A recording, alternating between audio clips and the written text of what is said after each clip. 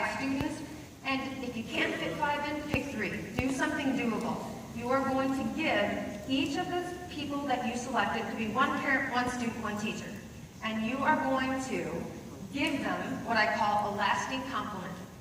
No agenda. You are not there to coach them. You are not there to correct them. You are not there to console them. That's a different moment. You are simply there to be witness to their brilliance, to give them a front row seat, to be fully present is the best present we can give another human being. And if you don't know what to say, just be there and say, I so enjoy seeing you in action today. I so enjoyed watching you do this. They need to know that it was recognized by someone else. To help facilitate the power of those small interactions to make them even more lasting, the act of writing them out, the act of saying in 1 sentence, I really noticed that you did this.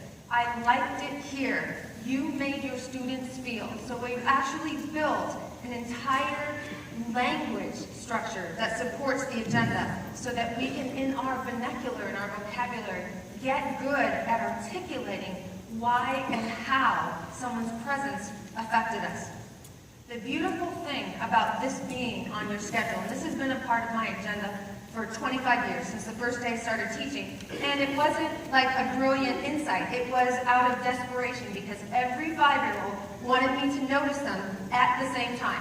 Notice this, notice this. I finally started putting it on a schedule. I'll notice you on Monday, I'll notice you on Tuesday, I'll notice you on Wednesday, I'll notice you on Thursday. And I put it up there. I'm going to be noticing all of you, but I'm going to say something specific. Here's my Monday, here's my Tuesday, and it became a part of my schedule. I have taken that into my personal and professional life far beyond the classroom. And the days that I skip this routine, the days that I move over this ritual, are the days I have the worst day. It is not as much for the other, it is for you because it makes you a different human being. It makes you live and lead wide awake and not take for granted 1 second the privileges and the power you are afforded. The last 2 to 20 seconds a day are equally as important as the first, primacy and recency. The brain processes the totality of an experience. It does not, unless something extraordinary happened. Like if you're at Disney World and somebody threw up on you at 10:45, you'll remember that. But you process and record the totality of the experience and you associate it with an emotion. So when somebody says Disney World, you're like, oh, it was magical. What did you do at 10:45? Unless somebody threw up on you, you cannot answer that. The brain does not process the minutes in between, and that's all we stress about as teachers and leaders. All the minutes in the day. We have 33 minutes to cover this. It doesn't matter. You've got 4 seconds to care about. The totality of the experience. How do they feel when they enter, and most importantly, how do they feel when they leave because of the interactions you've had? And the way to make those matter is not asking kids what was best for them or what they liked best or what they learned most. It is a conversation about worthiness because mattering is not about self-esteem, it is about worth. And it is about valuing your worth in context of how it impacted other people. This is our wall of worth, and we are answering the question, what did my presence do that impacted someone else today? We call this being somebody's somebody. It is our core goal of the day. Your goal in any interaction in this classroom and out is to be that for someone else. To be in the moment they needed exactly what you had. And there is no better, gratifying, motivating feeling on earth, because this comes from your DNA, than somebody saying, you matter to me. I needed you. I needed just what you did right there. And that is what we must set ourselves up for. The moment where our genius, our presence, our insight was needed by someone else. There is nothing else we need to keep going on. 2, 5, 2. There may be skeptics. I believe in the beginning I was a skeptic. I knew these 2 words were powerful, but I had no idea. After 4 million shares on YouTube of individuals saying these 2 words changed my life, I'm starting to get how powerful they are, and still, every day I go to Twitter and I see this school and this leader and that teacher changing lives and changing worlds with 2 words and seconds a day. I am still in awe. I promise you that this is the agenda that beats and trumps all agendas. You can't get to the achievement gap. You can't get to the places we need to get until you get to their heart and you take seriously that, not just obligation, but that opportunity. To hear from teachers, skeptical teachers. This was Eric Turner, and he was a Special Forces agent in counterintelligence for the United States government for 16 years. And now he works with students that are transitioning from prison into society. So all of his students wear ankle bracelets. They are thrown away by most of society. And he was at the end of his rope, and he's like, I worked in counterintelligence, and there's nothing harder than being with these kids. They're not responding to anything. So he was on a Twitter chat one day. He's like, oh, what the heck? I'm going to just try it. I'm going to stand outside the door, and I'm going to tell all these, delinquent prisoners, which most people refer to them, I'm going to tell them they matter. He said he could not believe it. He thought, it's like they're winning the lottery. He's tweeting us live while this is happening. He's like, I did it, and they think I'm crazy, and I can't believe what it did. They don't believe me, and they've spread the word like the next, so I'm going to do it with period 2, period 3, period 4. And it has completely transformed his whole program. This is a young principal in Navastota, Texas, at Navastota Intermediate.